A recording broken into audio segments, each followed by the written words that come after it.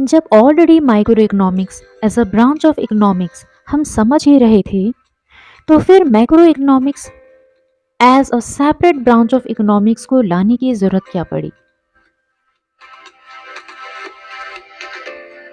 यही क्वेश्चन मुझे खाया जा रहा था और मैं लग गई इसे रिसर्च करने, जिसे रिसर्च करने पर यह समझ आता है कि ग्रेट डिप्रेशन 1930 से पहले लोगों का ये मानना था कि इकोनॉमी में होने वाली इंस्टेबिलिटी और इम्बैलेंसेस खुद ही एडजस्ट हो जाएंगी। It means market self correcting है और मार्केट के पास ये क्षमता है कि वो अपनी सिचुएशन को खुद ही करेक्ट कर सकती है, जिसे the classical thoughts of economics का नाम दिया गया। लेकिन द ग्रेट डिप्रेशन 1930 के बाद सेल्फ करेक्टिंग वाली जो विचारधारा थी ऑलमोस्ट फेल हो गई थी। तो इसी ग्रेट डिप्रेशन 1930 ने मैक्रो इकोनॉमिक्स को एक अलग ही पहचान दी। क्या था ग्रेट डिप्रेशन, क्या हुआ था इसमें? 1930s के दौरान काफ़ी बड़ी संख्या में गवर्नमेंट एंड प्राइवेट एम्प्लॉयज़ बेरोजगार हो गए थे। यहाँ तक कि लोग कॉफ़ी एंड ब्रेड के लिए भी लंबी लंबी लाइन में खड़े रहने के लिए मजबूर हो गए थे। प्रोड्यूसर्स लगातार प्रोडक्शन तो कर रहे थे, लेकिन उनके प्रोडक्ट्स को खरीदने के लिए लोगों के पास पैसा नहीं था। और यही स्थिति 10 से 15 सालों तक बनती रही, जिससे वर्ल्ड की इकोनॉमी की कमर को तोड़ कर रख दी थी। लेकिन सवाल ये उठता है कि ये स्थिति बनी कैसे, कौन जिम्मेदार था इसके पीछे? ग्रेट डिप्रेशन 1930 की कहानी की शुरुआत होती है फर्स्ट वर्ल्ड वॉर 1914 से, जिसमें यूरोपियन कंट्रीज का मेन रोल था, जहां पूरा ध्यान सिर्फ वॉर की जरूरतों के प्रोडक्शन में लगा रहा, जिसके चलते रेगुलर गुड्स का प्रोडक्शन बंद सा हो गया, जिससे यूरोपियन इकोनॉमी में डाउन टर्न देखने को मिला।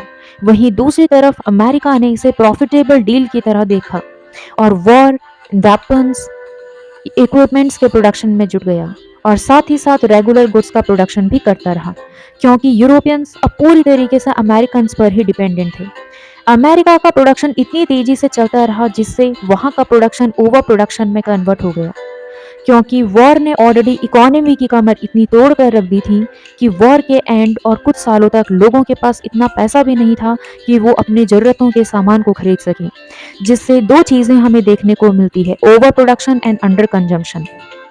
और यही over production and under consumption ने स्टॉक मार्केट को क्रश कर दिया था, जहां शेयर्स के प्राइसेस पूरी तरह गिर जाते हैं, मतलब शेयर मार्केट पूरी तरह ढह जाता है, जहां वो सारे इन्वेस्टर्स भी डूब जाते हैं जिनका पैसा शेयर मार्केट में लगा हुआ था। अब स्थिति ये थी कि कंपनीज के पास इतना पैसा नहीं था कि वो अपने एम्प्लॉयज़ को वेजेस प्रोवाइड करा सके, जिससे लाखों लोग बेरोजगार हो जाते हैं। वहीं कंपनी का दिवालिया निकल चुका होता है और यही फीचर इकोनॉमी में लंबे समय तक चलता रहता है, जो कि डिप्रेशन का रूप ले लेता है। तो मेनली डिप्रेशन वो स्थिति है जो हाई एम्प्लॉयमेंट को इनवाइट करती है, which leads to low income, which leads to low consumption and इसकी वजह से लो प्रोडक्शन होता है। अब क्लासिकल इकोनॉमिस्ट जो सेल्फ करेक्टिंग इकोनॉमी की बात करती थी, fail to solve this problem. Mainly classical economist इस बात पर जोर देते हैं कि production and supply creates its own demand, जो कि इस सिचुएशन में अप्लाई नहीं हो पा रही थी। तो अब मैदान पर लॉर्ड मेनार्ड कीन्स को उतरना पड़ता है। His contribution was in the field of modern macroeconomics, जहां aggregate demand aggregate supply variables की बात करते हैं। फिर इन्होंने एनालाइज किया कि lack of aggregate demand was the root cause of the problem and suggested large scale expenditure by the government as a remedy. So dear students, ये note करने वाली बात है कि मैक्रो इकोनॉमिक्स पूरे कीन्स की थ्योरी पर बेस्ड है। Thank you so much.